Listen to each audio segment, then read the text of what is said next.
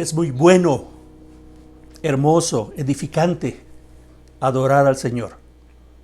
Oremos, hermanos. Señor y Padre, te damos gracias porque nos has llamado para adorarte. Te alabamos, Padre, por tantas cosas que haces. Te adoramos por lo que tú eres. Dirige nuestro servicio de adoración. Lo hacemos en tu nombre, en Cristo Jesús. Amén. Dice la palabra de Dios en el Salmo 135. Aleluya, alabado sea el Señor. Alaben el nombre del Señor. Siervos del Señor, alábenlo ustedes que permanecen en la casa del Señor, en los atrios de la casa del Dios nuestro. Alaben al Señor porque el Señor es bueno. Canten salmos a su nombre, porque eso es agradable. Amén. Nos ponemos de pie para cantar al Señor. Cuán grande es Él.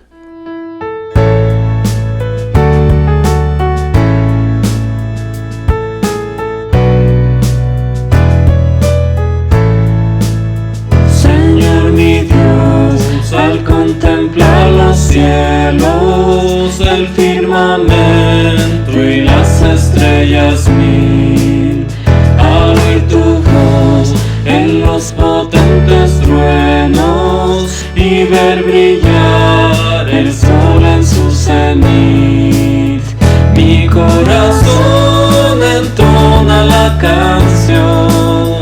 Cuán grande es Él, cuán grande es Él, mi corazón entona la canción. Cuán grande es Él, cuán grande es Él. Cuando recuerdo del amor divino que desde el cielo al Salvador envió, aquel Jesús que por salvarme vino y en una cruz sufrió por mí, murió.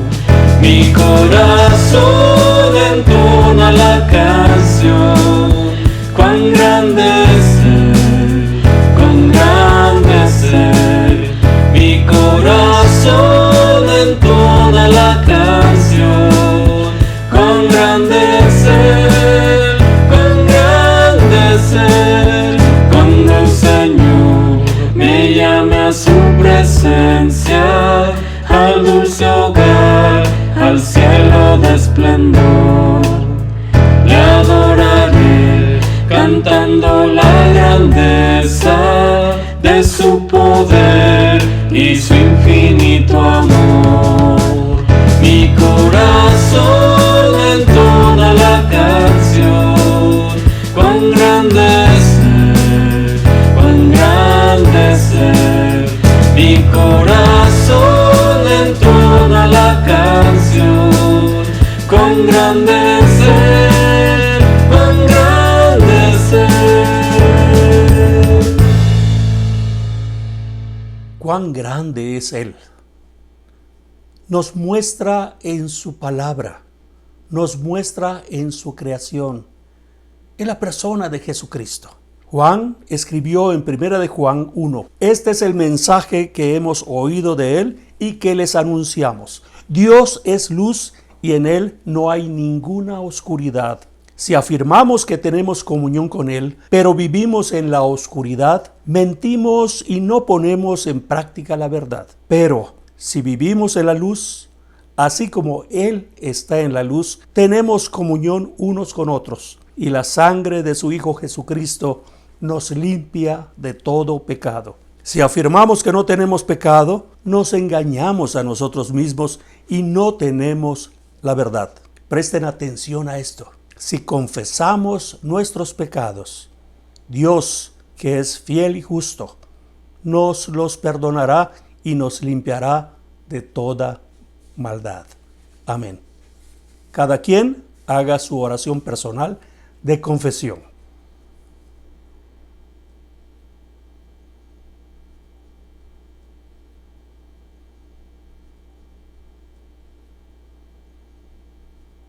Señor y Padre, nos presentamos delante de ti con humildad, reconociendo nuestro pecado y rogándote que por la sangre de Jesucristo nos limpies de toda maldad. Señor y Padre, te rogamos tu bendición para cada uno de nosotros. Tratamos de hacer las cosas bien, pero fallamos una y otra vez. Ayúdanos, Padre, límpianos de toda maldad, limpia nuestros corazones, nuestras conciencias, nuestras vidas. Señor, gracias por tu promesa de perdonarnos. Nos acercamos con gratitud a ti, confiando en tus promesas. En el nombre de Jesucristo nuestro Señor. Amén. Uno de los problemas más críticos que tenemos, más frecuentes, es que estamos afanados, buscando hacer las cosas. Y muchas veces descuidamos lo que dice la palabra. Y ahora oramos con música, cantando No te afanes.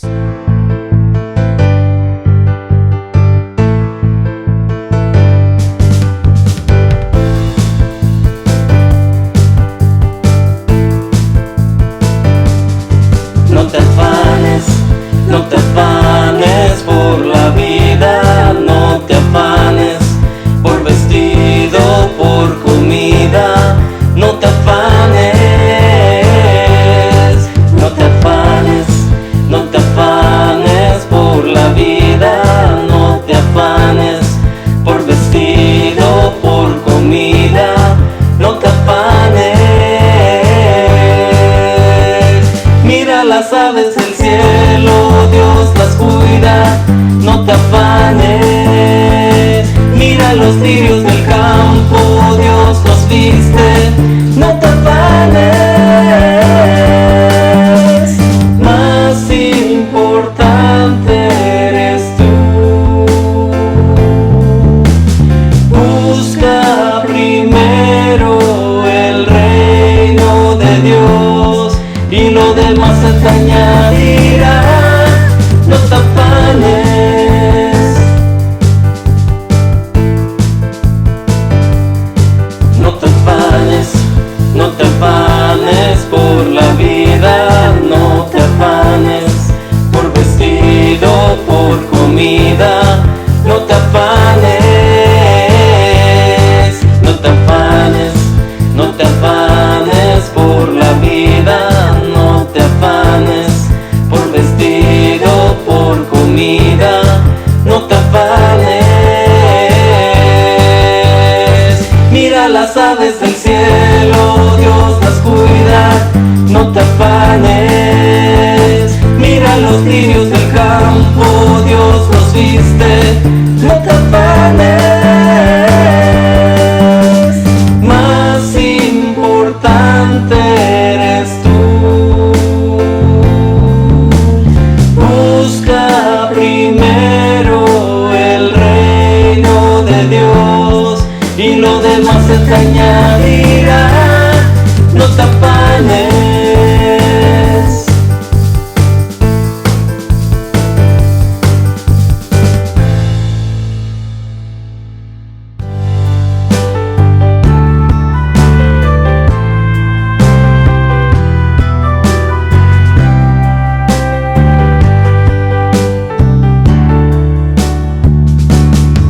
Si decidiera negar mi fe y no confiar nunca más en Él, no tengo a dónde ir, no tengo a dónde ir. Si despreciara en mi corazón la santa gracia que me salvó, no tengo a dónde ir, no tengo a dónde ir. Convencido estoy que sin tu amor se acabarían mis fuerzas, y sin ti mi corazón sediento se muere, se seca. Cerca de ti yo quiero estar, de tu presencia no me quiero alejar. Cerca de ti, Jesús, yo quiero estar, de tu presencia no me quiero alejar. Si decidiera negar mi fe y no confiar nunca más en Él. No tengo a dónde ir, no tengo a dónde ir. Si despreciara en mi corazón la santa gracia que me salvó, no tengo a dónde ir, no tengo a dónde ir. Convencido estoy que sin tu amor se acabarían mis fuerzas, y sin ti mi corazón sediento se muere, se seca. Cerca de ti yo quiero estar, de tu presencia no me quiero alejar. Cerca de ti, Jesús, yo quiero estar, de tu presencia no me quiero alejar. Convencido estoy que sin tu amor se acabarían mis fuerzas, y sin ti mi corazón sediento se muere, se seca. Cerca de ti yo quiero estar, de tu presencia no me quiero alejar. Cerca de ti, Jesús, yo quiero estar, de tu presencia no me quiero alejar. Jesús. Primera de Corintios 13 dice: si reparto entre los pobres todo lo que poseo, y si entrego mi cuerpo para que lo consuman las llamas, pero no tengo amor, nada gano con eso. El amor es paciente, es bondadoso. El amor no es envidioso, ni jactancioso, ni orgulloso. No se comporta con rudeza, no es egoísta, no se enoja fácilmente, no guarda rencor. El amor no se deleita en la maldad, sino que se regocija con la verdad. Amén. Entreguemos nuestros diezmos, nuestras ofrendas, con humildad, con gozo, con reconocimiento de la grandeza del Señor.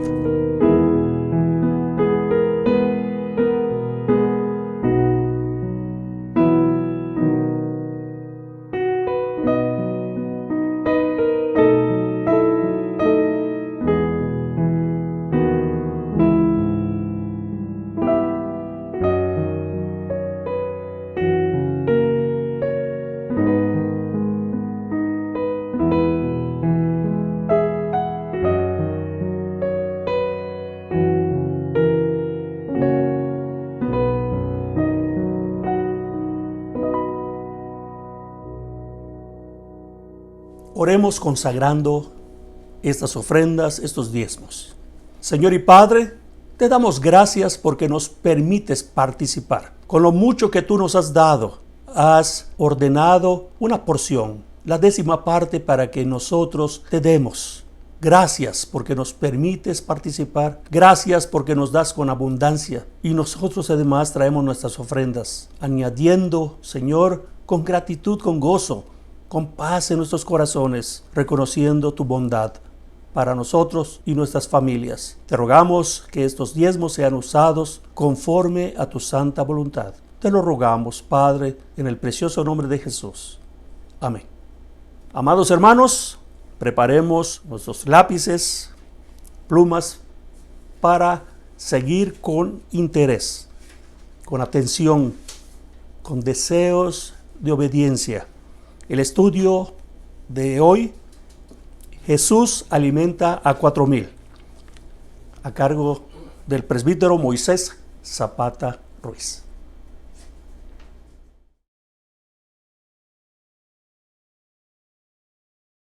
Casi todos nosotros hemos oído muchas historias y muchos cuentos. Algunas de estas historias y algunos de estos cuentos nos han llamado la atención más que otros. Por ejemplo, Me imagino que todos recordamos la Cenicienta, recordamos la Caperucita Roja.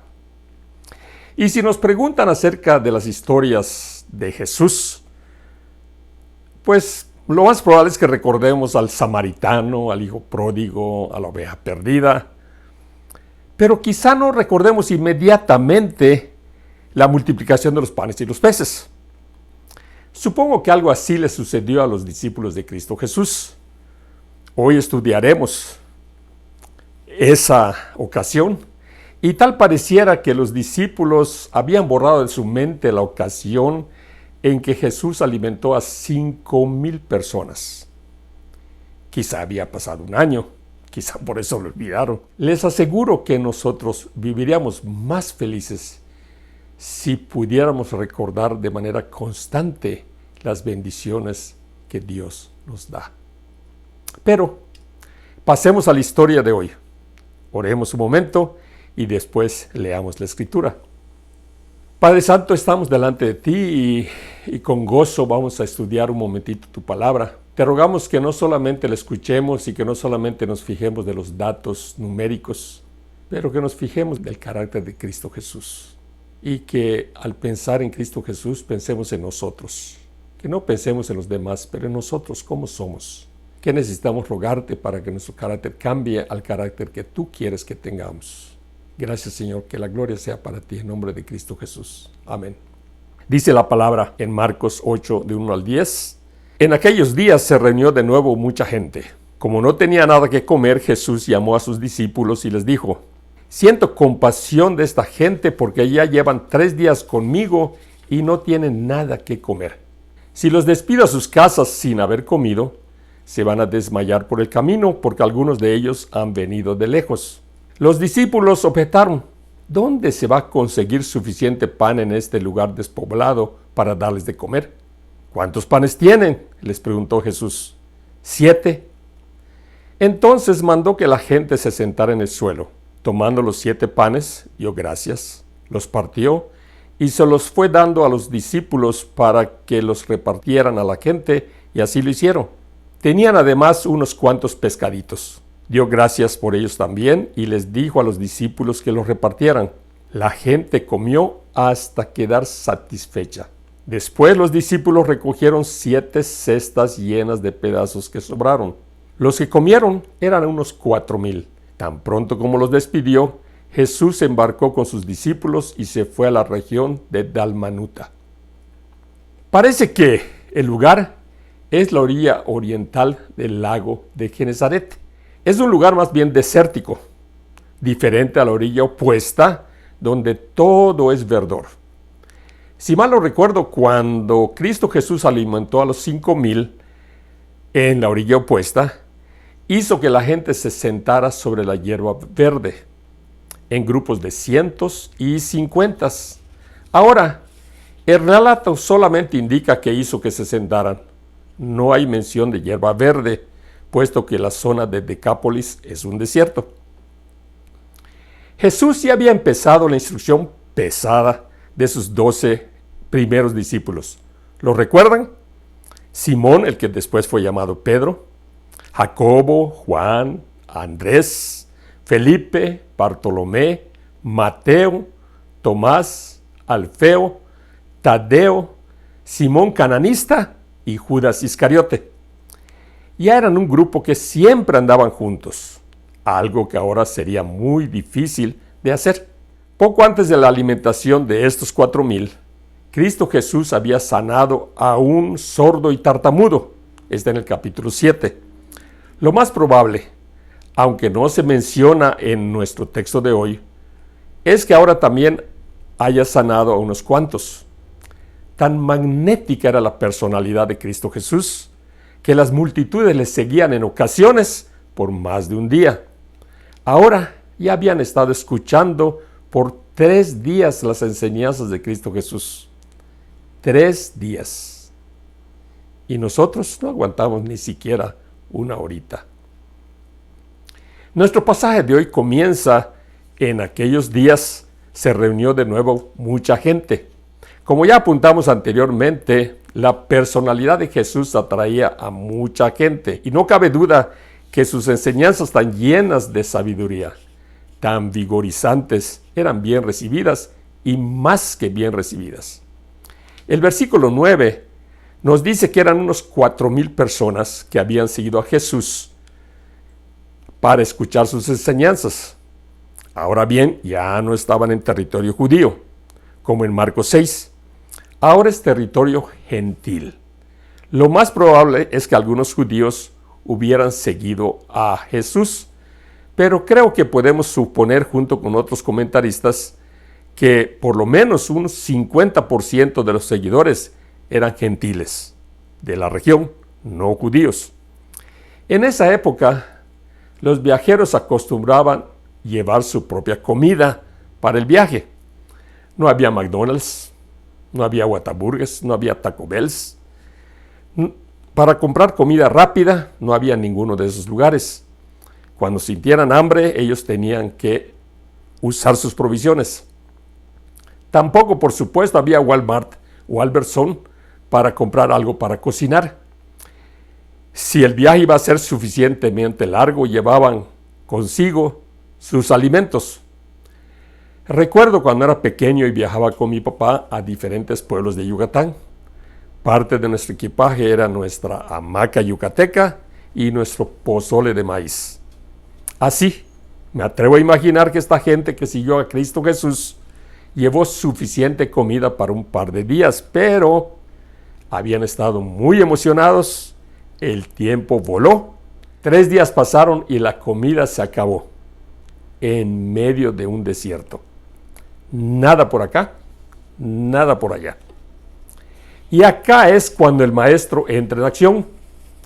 Como no tenía nada que comer, dice la Escritura, Jesús llamó a sus discípulos y les dijo: siento compasión de esta gente porque ya llevan 3 días conmigo y no tienen nada que comer. Si los despido a sus casas sin haber comido, se van a desmayar por el camino, porque algunos de ellos han venido de lejos. Lo primero que resalta en este pasaje es: siento compasión de esta gente porque ya llevan 3 días conmigo y no tienen nada que comer. Siento compasión. Me duele verlos sufrir por hambre. Si recuerdan, en Marcos 6, la razón de la compasión de Jesús fue porque la gente parecía ovejas sin pastor y empezó a enseñarles. Acá, la compasión de Jesús apareció porque la gente tenía un hambre diferente. Tenía hambre física. En Marcos 6 el hambre era espiritual, por eso Jesús empezó a enseñarles. Tomemos nota. Los 2 tipos de hambre son importantes para Jesús. Los 2 tipos de hambre son reales para el Hijo de Dios. Los 2 tipos de hambre son importantes para nuestro Señor Jesús. Los 2 tipos de gente son importantes para Jesús: judíos y gentiles. Mis hermanos, esta misma compasión llevó a Jesús hasta la cruz, a morir por nuestros pecados. Sin esa compasión no hubiera habido remedio para nosotros, no hubiera habido salvación. Por su compasión, ahora tenemos entrada al cielo por toda la eternidad. Ahora, fíjense en algo interesante. En Marcos 6, los discípulos son los que se acercaron a Jesús para solicitar que se le dijera a la gente que se retirara para conseguir comida en algún lugar cercano. Ahora, en este pasaje de Marcos 8, fue nuestro Señor Jesucristo quien se acercó a los discípulos y les compartió: tengo compasión de esta gente. Y les expuso la situación. Ya llevan 3 días conmigo y no tienen nada que comer. Si los despido a sus casas sin haber comido, se van a desmayar por el camino, porque algunos de ellos han venido de lejos. ¿Qué hubieras hecho tú si hubieras estado allá escuchando a Jesús decir: tengo compasión? La respuesta inmediata de los discípulos fue una objeción. Los discípulos objetaron, dice la Escritura: ¿dónde se va a conseguir suficiente pan en este lugar despoblado para darles de comer? ¿Cómo piensas que debieron haber respondido? Un detalle es que no había lugares cercanos para conseguir comida. ¿Cómo lo sabemos? Por el comentario de Jesús. Si los despido a sus casas sin haber comido, se van a desmayar por el camino, porque algunos de ellos han venido de lejos. Ahora bien, quizá ya había pasado un año desde Marcos 6 cuando Jesús alimentó a 5,000 personas. En mi cabeza lo lógico hubiera sido que los discípulos le dijeran: Maestro, hace poco tiempo alimentaste a 5,000, ahora son menos. No debe haber problema. Pero algo muy importante para tomar en consideración es que estos 4,000 eran gente mixta, judíos y gentiles de Decápolis. Entonces, el asunto ante los discípulos era: ¿debo preocuparme por dar comida a gente no judía? Acá hay un punto crucial en esta narrativa. Recuerden que Jesús está entrenando a sus discípulos. Cuando alguien tiene hambre, no importa la nacionalidad, no importa el color de su piel, no importa si es varón o mujer, no importa si es adulto o niño, ojo, no importa su religión, tiene hambre.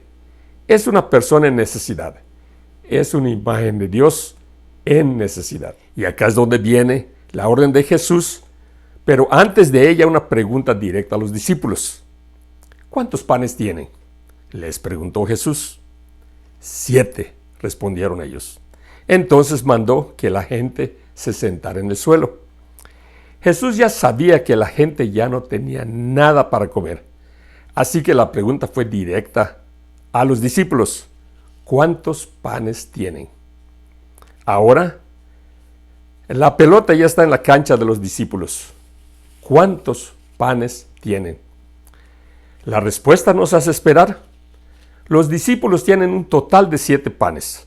Algunos comentaristas piensan que estos panes no eran el mismo tipo de panes en barra, como los panes que compramos para sándwiches, usados en Marcos 6, sino más bien como galletas, que eran los que usaban los viajeros porque duraban más tiempo en buen estado.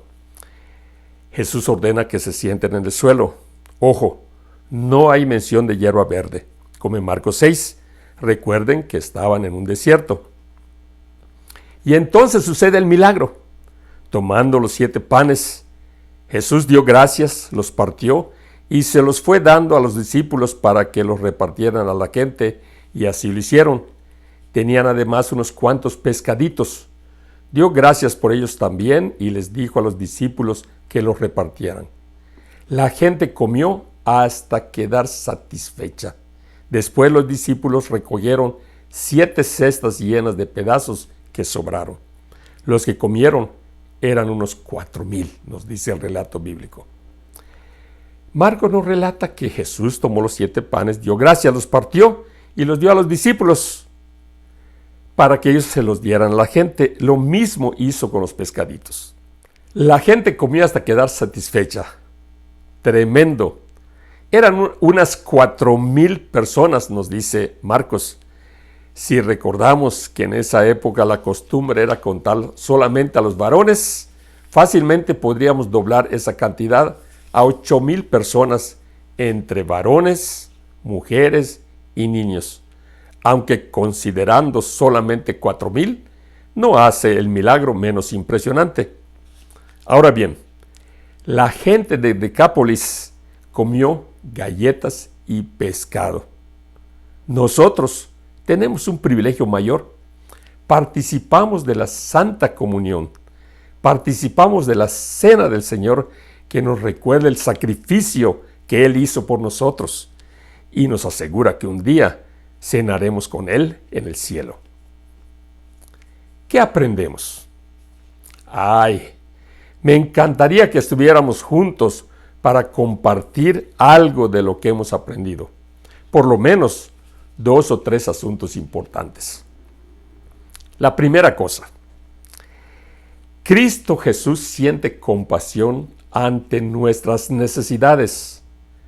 Una de las consecuencias de la encarnación es precisamente que Cristo Jesús experimentó las mismas emociones que nosotros, aunque sin pecado. Podemos vivir seguros de su compasión y de su capacidad para satisfacer nuestras necesidades. Punto número 2.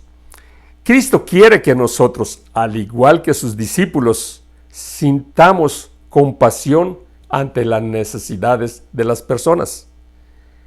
Quien quiera que sea, sin hacer acepciones. Recordemos que nuestro Padre Celestial hace que salga el sol sobre justos e injustos. Roguemos a Dios que elimine los prejuicios que tenemos y que nos impiden sentir compasión ante la necesidad de los demás. En tercer lugar, los que tienen dan a los que no tienen. En cuarto lugar, el mayor milagro que existe es el nuevo nacimiento. Nosotros, los embajadores de nuestro Señor Cristo Jesús, somos los encargados de presentar el Evangelio a nuestros familiares, amigos y conocidos. Aprovechemos esta pandemia. La gente necesita hablar con alguien. Más importante, la gente necesita a Cristo Jesús. Si no eres cristiano, Dios te ha permitido ver hoy su compasión a través de su Hijo unigénito, Cristo Jesús. Él conoce tu necesidad aún antes que tú la notes. Deja a un lado tu escepticismo y ven a Cristo Jesús. Habla con nuestro pastor, don Aarón. Si eres cristiano, revisa tu corazón y mira si eres tan compasivo como Dios nos muestra y nos pide que seamos. Revisa si estás presentando el Evangelio. Arrepiéntete si no estás haciendo lo necesario. Dios nos perdona si confesamos. Enseguida, solicítate de un corazón compasivo y valiente para proclamar las buenas nuevas. Vamos a orar. Padre Santo, gracias por este pasaje tan interesante, tan lleno de detalles que muchas veces pasamos por alto. Señor, danos un corazón compasivo como el de Jesús. Permite que todos los que hemos oído tu palabra salgamos cambiados por tu Espíritu, que estemos buscando quién está en necesidad, que sintamos compasión y que hagamos algo para remediar las necesidades, y que la gloria sea para ti nada más. En nombre de Cristo Jesús. Amén. Por favor, póngase de pie para recibir la bendición tal como está en número 6. Alguien me preguntó que por qué la leo en lugar de decirla de memoria, y es muy sencillo. Quiero que ustedes estén seguros que Dios la escribió en su palabra. El Señor te bendiga y te guarde. El Señor te mire con agrado y te extienda su amor. El Señor te muestre su favor y te conceda la paz. Amén.